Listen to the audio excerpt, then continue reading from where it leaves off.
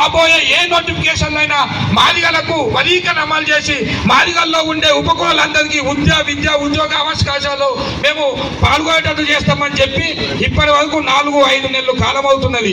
కాబట్టి ఇప్పటి వరకు మనకు స్పందించకపోవడం అత్యంత బాధాకరం. మేము ఇప్పటికి చెప్తున్నాం, రేవంత్ రెడ్డి గారి మీద మాకు ఎటువంటి కోపం లేదు మాదిగ సమాజానికి.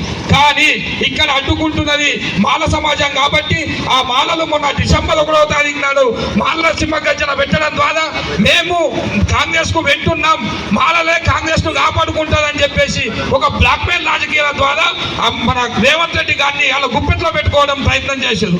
కానీ మనము వాళ్ళు ఉన్నది 15 లక్షల మంది రాష్ట్రంలో, 15 లక్షల మంది రేవంత్ రెడ్డిని ఖబర్దార్ను వరీకరణ చేస్తే మేము ఒప్పుకోమన్నప్పుడు మనం ఈ రాష్ట్రంలో 50 నుంచి 70 లక్షల మంది ఉన్నాం.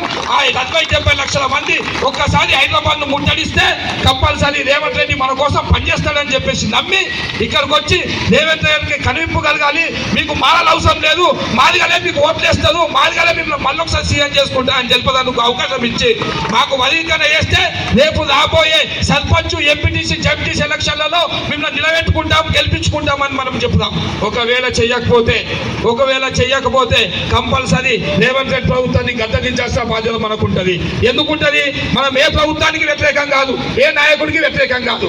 మన మాదిగ హక్కుల కోసమే మనం కొట్లాడుతున్నాం. మా మాదిగలకు ఎవరు అడ్డం వచ్చినా, మన హక్కులకు ఎవరు అడ్డం వచ్చినా, అది మోడీ అయినా రేవంత్ రెడ్డి అయినా అందరినీ కంపల్సరీ కిందికి దించి గద్దె దించే దగ్గర మనం ఉంటామని చెప్పి విజ్ఞప్తి చేస్తూ, మీరందరూ రేపు రాబోయే 7వ తారీఖు నాడు ఫిబ్రవరి 7 వేల గొంతులు 1,00,000 తప్పులు నేను ఎక్స్పెక్ట్ చేస్తున్నా.